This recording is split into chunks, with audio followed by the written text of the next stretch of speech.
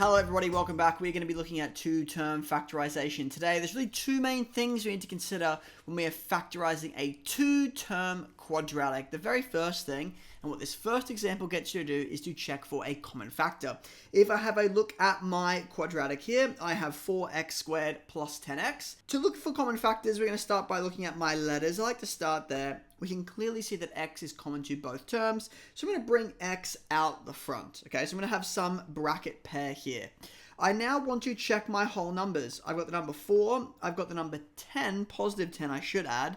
That means that plus 2 is also going to be a common factor, so I'm going to put 2 out the front. Now, what I'm left with inside my brackets is simply just going to be 2x plus 5, and I've now factorized my two-term quadratic. So whenever there's a plus in the middle, it's always going to be a common factor situation.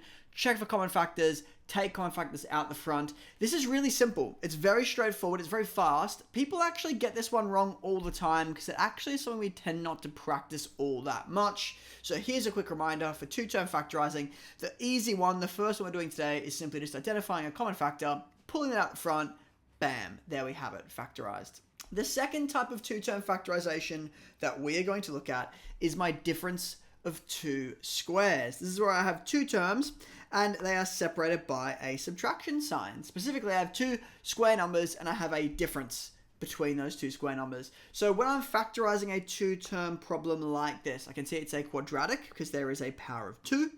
There's a minus sign separating my two terms. If I tried to take out a common factor, I literally could not take out a common factor for this particular problem, okay? There's no letters in both, there's no x in both terms, and I've got no number out the front of my x squared term. So there's nothing common between these two terms. So now I'm going to my difference of two squares approach.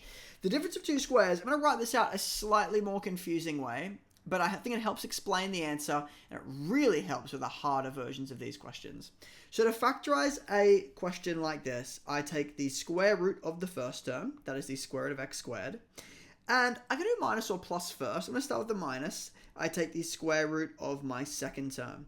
My numbers now stay exactly the same, square root of the first term. The only thing that changes is in this one it is a minus, in this one it is going to be a plus, and I take the square root of the second term as well. Now, the square root of x squared just gives x, the square root of 9 gives 3, and it's pretty straightforward to get to my answer.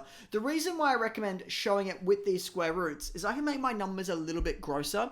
Depending on what level of maths you're doing, sometimes we can get surds happening here, we can get more complicated terms for our first term or our second term. So a pure math lens, what is happening is I square root the first term, minus square root the second term, exact same thing, change that minus to a plus in the middle. Now, for a simple one, square root of 9 gives 3, square root of x squared gives x, so it all turns out very neatly. So to show where I can make this a little bit more complicated, let's say I've got 25x squared minus 8. Okay, again, I check. There's no common factors I can take out here, so my only choice is to do difference of two squares. Okay, we can take a common factor out and then do difference of two squares. That is not going to be an option in this question. So I want to do difference of two squares, which means I want to square root the first term. That gives me the square root of 25 is going to give an answer of 5.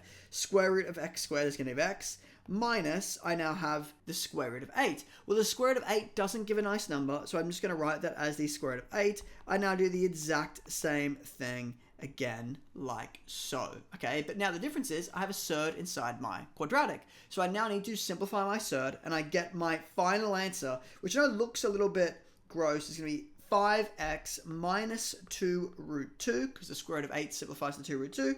Then I've got 5x plus 2 root 2.